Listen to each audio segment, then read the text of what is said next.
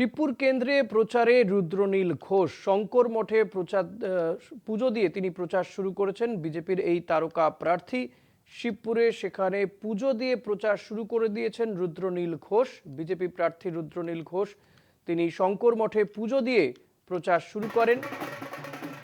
রুদ্রনীল ঘোষ তিনি শিবপুর কেন্দ্রে বিজেপি প্রার্থী প্রচার শুরু করে দিয়েছেন। ইতিমধ্যেই শঙ্কর মঠে পুজো দিয়ে প্রচার শুরু করেছেন রুদ্রনীল ঘোষ।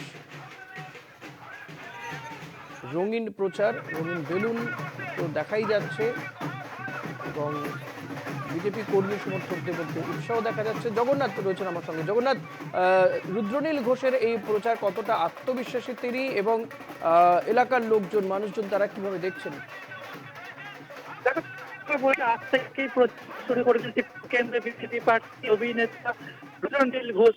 বিকালে আজকের বিকালে তিনি রামরাজা তলা শঙ্কর মঠে পুজো দেন এবং মহারাজের কাছ থেকে আশীর্বাদ পান। তার দলীয় সমর্থক একটু সরে গিয়ে কথা বলো। শোনা যাচ্ছে? হ্যাঁ, প্লিজ।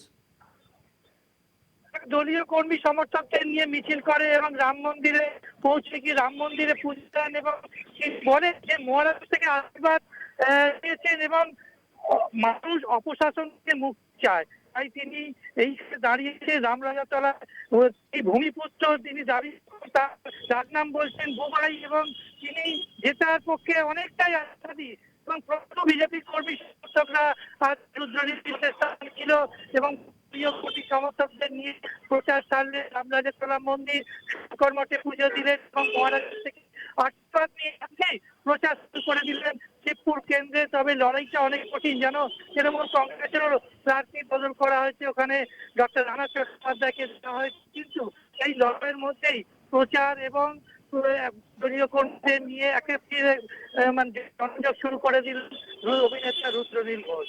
ধন্যবাদ জগন্নাথ। কথা বলছিলাম প্রতিনিধি জগন্নাথ সামন্তর সঙ্গে।